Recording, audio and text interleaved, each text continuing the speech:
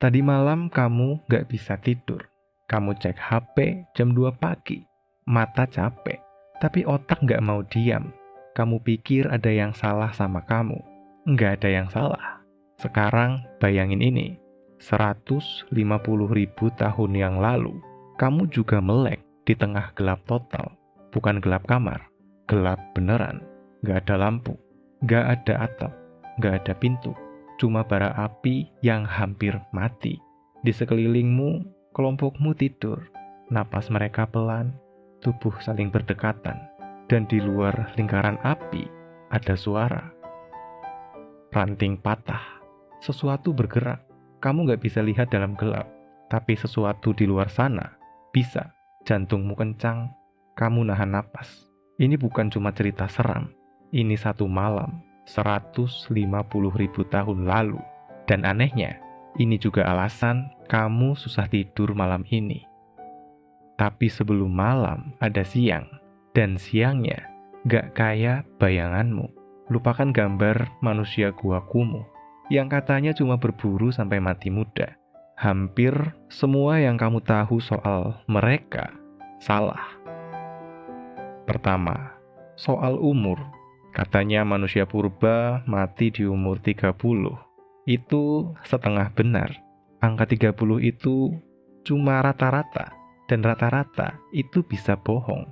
Yang nariknya ke bawah, bayi yang gak selamat. Tapi yang lolos masa kecil, banyak yang hidup sampai 70 tahun. Jadi kakek nenek purba, mereka nyata. Duduk dekat api, cerita ke cucu. Kedua, soal makan. Kamu pikir mereka cuma makan daging, padahal sebagian besar harinya mereka ngumpulin umbi, buah, madu, kacang, bahkan kerang laut. 164.000 tahun lalu, penuh omega 3, makanan buat otak. Menu mereka, jujur aja, lebih sehat dari makan siangmu. Ketiga, katanya hidup mereka berat, kerja keras dari pagi sampai malam. Enggak juga, banyak waktu kosong, duduk, ngobrol, tidur siang, lebih santai dari jadwalmu hari ini. Dan kalau ada yang pulang bawa buruan, dia nggak makan sendirian. Hasilnya dibagi ke seluruh kelompok. Hari ini kamu berbagi, besok kamu yang dibantu. Bertahan hidup itu kerja bareng. Tapi ada satu hal yang bikin mereka nggak santai. Kamu kira mereka pemburu paling hebat? Sebagian iya. Tapi mereka juga mangsa. Ada tengkorak anak purba dengan bekas cengkraman elang. Ada tulang dengan 2 lubang taring macan. Manusia bukan puncak rantai makanan. Belum. Waktu itu. Dan itu mengubah segalanya soal makan. Tapi dulu, soal tidur. Ini yang paling aneh. Kamu kira mereka tidur lebih lama dari kamu. Hidup tanpa layar, tanpa notifikasi.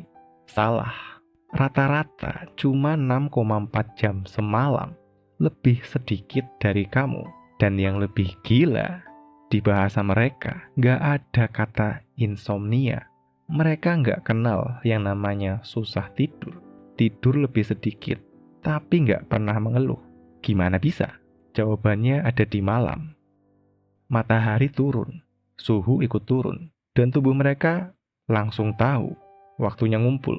Mereka nggak punya kamar masing-masing. Semua ke satu titik, api unggun. Api itu bukan cuma buat hangat. Api itu artinya aman.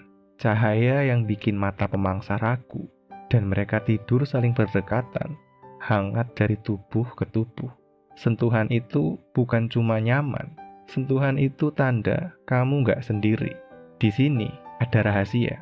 Mereka nggak pernah tidur barengan semua. Selalu ada yang melek. Peneliti pantau 33 orang 20 hari.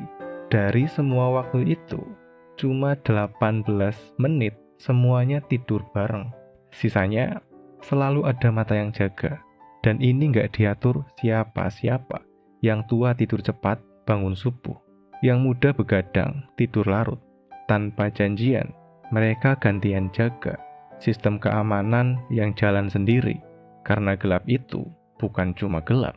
Gelap itu waktunya pemangsa. Singa paling sering nyerang antara senja dan jam 10 malam. Dan paling ganas pas bulan gelap, pas manusia nggak bisa lihat apa-apa. Tiap suara di gelap bisa jadi maut. Makanya otak manusia belajar satu hal, deteksi bahaya secara kilat. Sampai sekarang, kamu lihat ular, kamu loncat sebelum sempat mikir. Itu warisan dari malam-malam itu. Dan di dunia kayak gini, sendirian artinya mati. Kepisah dari kelompok sama dengan hukuman mati. Gak ada yang jaga pas kamu tidur, gak ada yang bantu pas kamu sakit. Makanya kelompok itu segalanya, bukan cuma teman, tapi dinding hidup yang bikin kamu selamat sampai pagi. Sekarang, balik ke malam ini, ke kamarmu yang aman, pintu terkunci, lampu tinggal pencet, gak ada singa, gak ada gelap beneran. Tapi kamu tetap gak bisa tidur. Kenapa? Karena otakmu masih otak purba. Tubuhmu modern tapi softwarenya kuno. Dibuat untuk dunia yang udah lama hilang. Kamu susah tidur di gelap karena buat nenek moyangmu, gelap memang berbahaya. Kamu terbangun tengah malam, siaga tanpa sebab. Itu bukan kerusakan, itu si penjaga lama yang masih kerja. Kamu merasa kesepian sampai dada sesak. Karena dulu sendirian beneran membunuh. Sepi itu bukan kelemahan, sepi itu alarm. Sama kayak rasa lapar. Tubuhmu cuma bilang, balik ke kelompokmu. Kamu cemas di keramaian, tapi juga pas sendirian. Karena kamu didesain buat sekitar 150 orang yang kamu kenal namanya, yang kenal kamu.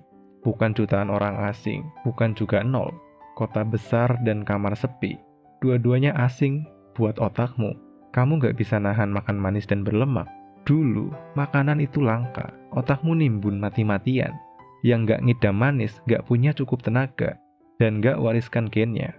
Kamu keturunan yang ngidam. Sekarang, gula di mana-mana, tapi otakmu gak tahu itu. Bahkan kebiasaan scroll berita buruk, mantengin hal yang bikin cemas, itu otak lama yang lagi nyari ancaman. Dulu, waspada bikin kamu hidup. Sekarang cuma bikin capek. Semua yang kamu kira kelemahanmu, dulunya adalah alasan kamu hidup. Kamu bukan rusak. Kamu cuma manusia purba yang kebangun di dunia yang asing. Jadi malam ini, kalau susah tidur, ingat satu hal. Ada bagian dari kamu yang masih jaga api, masih dengerin suara di gelap, masih nungguin matahari terbit, masih takut gelap karena pernah suatu masa gelap itu benar-benar berbahaya. Kamu gak pernah sepenuhnya ninggalin malam itu. Selamat datang di tubuh purbamu.